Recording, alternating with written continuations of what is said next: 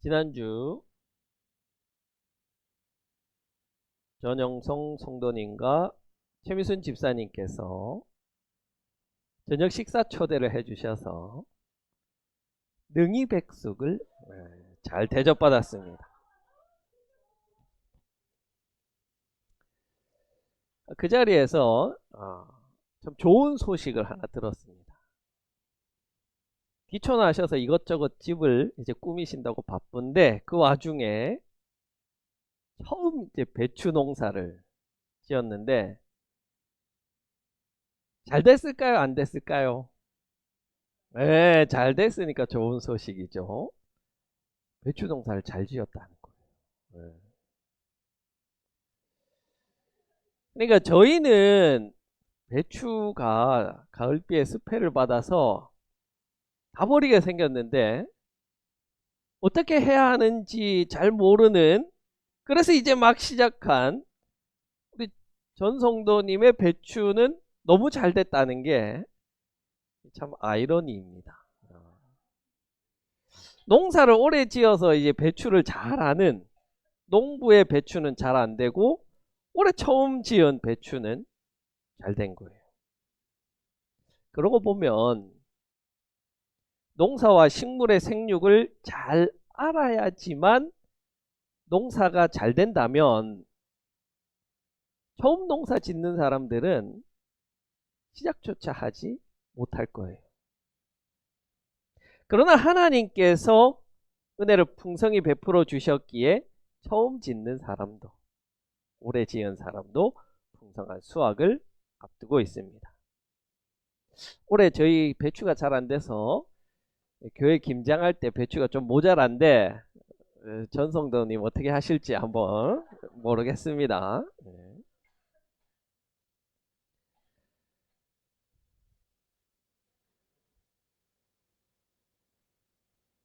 오늘 본문에서 예수님은 농부가 씨를 뿌리고 잠을 자고 일어나지만 씨가 어떻게 자라는지, 싹트고 자라는지를 알지 못한다고 말씀하세요. 물론 예수님 시대에는 이제 과학이 많이 발전하지 못했기 때문에 그게 어떻게 자라는지 모르지만 오늘날에는 우리가 과학의 발전으로 어떻게 싹이 나고 어떻게 자라는지를 상식적으로 알고 있습니다. 그것은 과학 시간에 다 배우셨잖아요. 그렇죠? 식물이 세포 분열을 해서 자란다는 것은 상식으로 알고 있습니다. 그러나 과학이 아무리 발전한다고 한들, 또 과학적으로 노력한다고 한들 그 식물을 직접적으로 자라나게 할 수는 없습니다. 올 한해 제가 이제 농사를 지으면서 참 많은 경험을 했습니다. 감자 농사를 지을 때 저희 집 감자는 싹이 날 때부터 다른 집 감자보다 훨씬 좋았어요.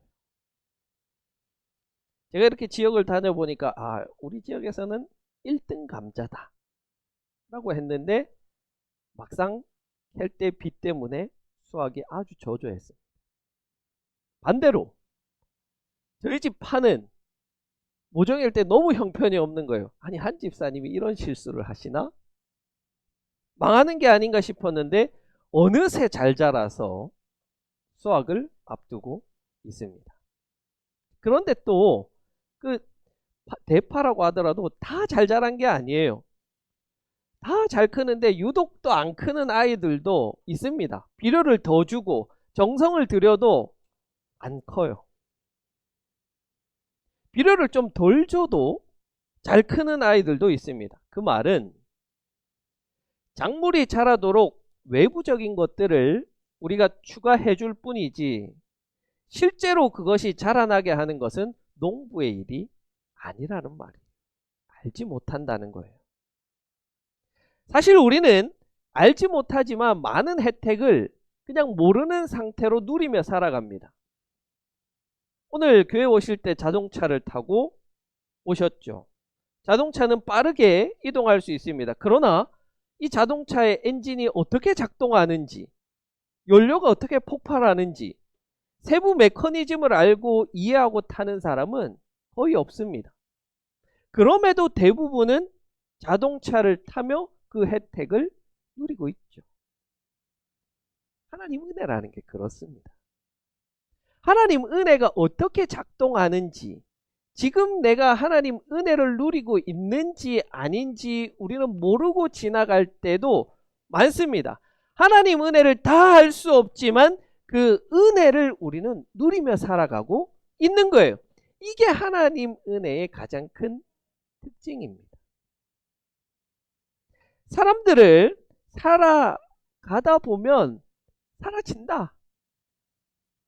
혹은 지금 내가 수고해서 여기까지 왔다. 혹은 어쩌다 보니 여기까지 왔다. 이런 말을 하지만 우리 믿는 자들에게 그런 말은 가당치 않은 말입니다. 내가 지금 여기에 있기까지 보이지 않는 곳에서 하나님은 얼마나 많은 수고와 노력을 하고 계시는지 알지 못합니다. 잠언 16장 9절에서 사람이 마음으로 자기의 길을 계획할지라도 그 발걸음을 인도하시는 분은 주님이시다. 내가 계획했고 내가 열심히 했고 내가 한 것 같이 보이지만 보이지 않는 곳에서 하나님이 우리의 발걸음을 인도하셨고 하나님의 보이지 않는 그 수고와 노력과 헌신이 있었기 때문에 우리는 이 자리에 있는 것입니다. 하나님의 은혜가 가시적으로 눈에 보이지 않는다고, 느껴지지 않는다고, 그 원리를 모르겠다고 없거나 받지 않은 것이 아닙니다. 우리가 지금 살아 숨쉬고 있는 이 자체가 하나님 은혜의 결과물입니다. 오늘 우리는 추수감사주의를 맞아서 한 해를 돌아보며 감사하고자 합니다. 어떤 사람은 그렇게 이야기할지 모르겠어요. 나는 감사할 게 없어요. 사업도 안 되고 자식도 안 되고 뭐도 안 되고 뭐도 어렵고. 하지만 우리가 지금 이 자리에서 숨 쉬며 감사할 수 있는 그 자체가 하나님 은혜이고 감사할 일이라는 것을 깨달을 수 있기를 바랍니다. 그래서 농부가 할 일은 밭을 갈고 씨를 뿌리고 물을 주는 것뿐입니다. 그러면 마치 땅은 스스로 열매를 내는 것처럼 보입니다. 여러분, 요즘 식물은 땅에 심지 않아도 싹을 틔우고 열매를 맺히죠.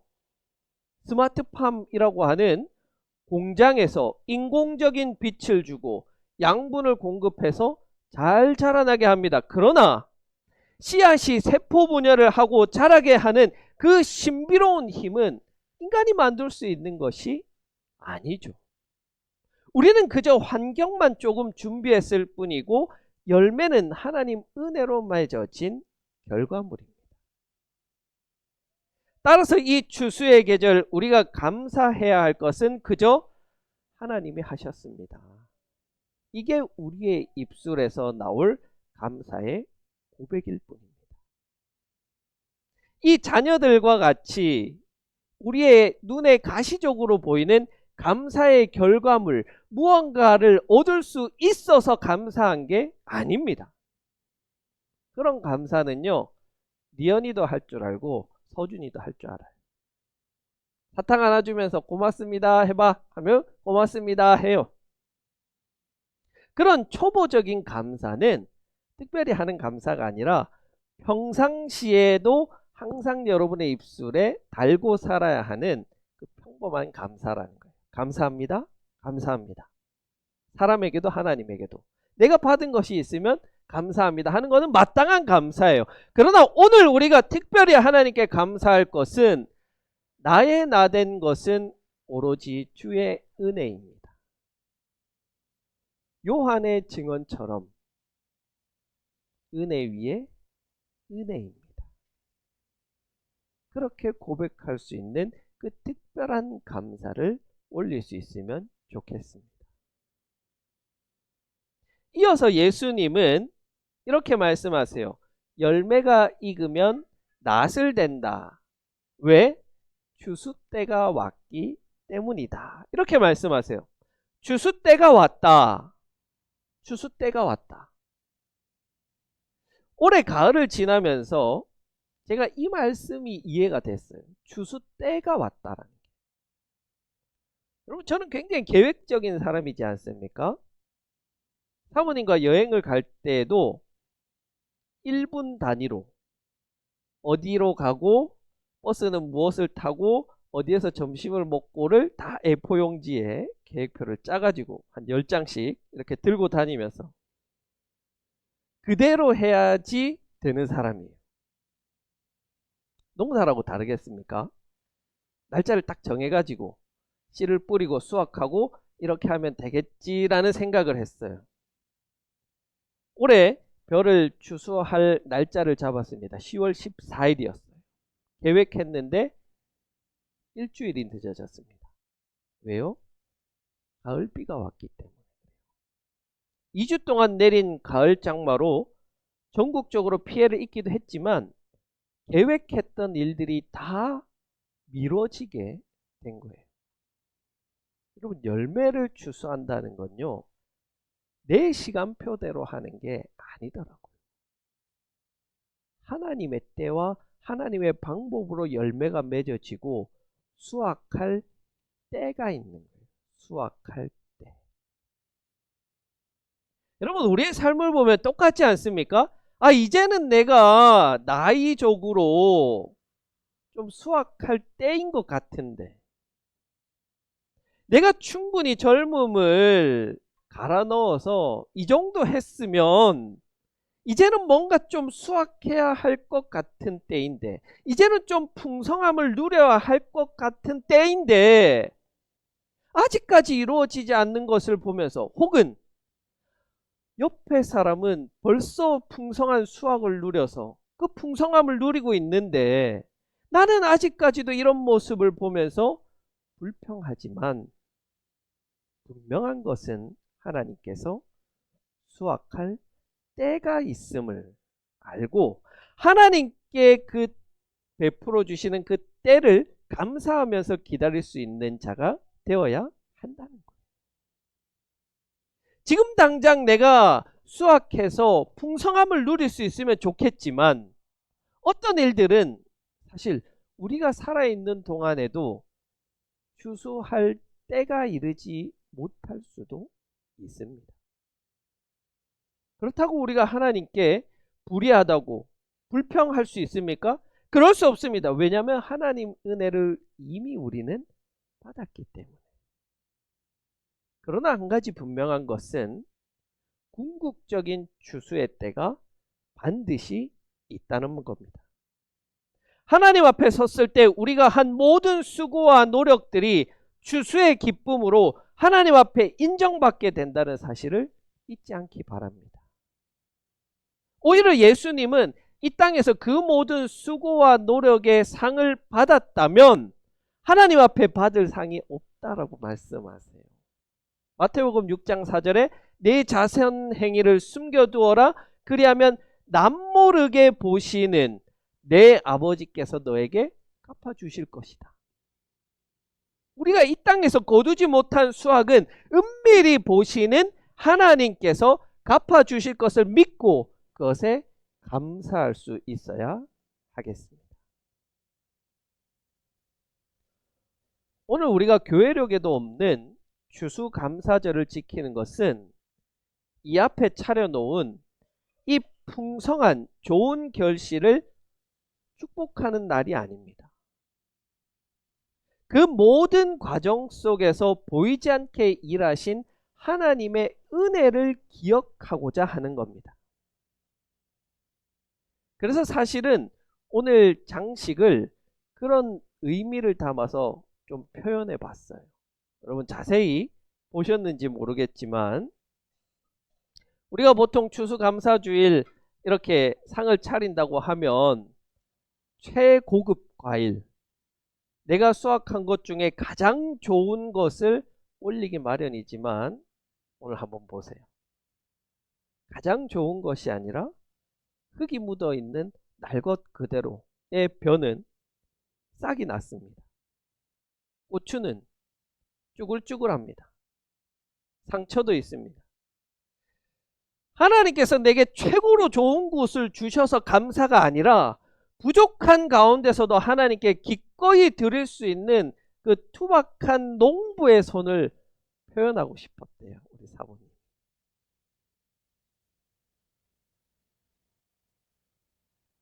그 마음을 여러분들이 이해할 수 있으면 좋겠습니다. 오늘 우리의 입술의 고백은 하나입니다. 내 힘으로 한 것이 아니라 하나님 은혜입니다. 좋은 것도 나쁜 것도, 기쁨도 슬픔도, 성공도 실패도 다 그 안에 역사하신 하나님 은혜입니다. 은혜를 기억하고 인정할 때 우리의 삶은 매일이 추수감사주일이 될 것입니다. 주신 은혜에 감사하고 주실 은혜를 기대하며 기도하는 오늘과 한 주간을 보내는 북삼 초대교회 성도들이 되기를 간절히 기원합니다.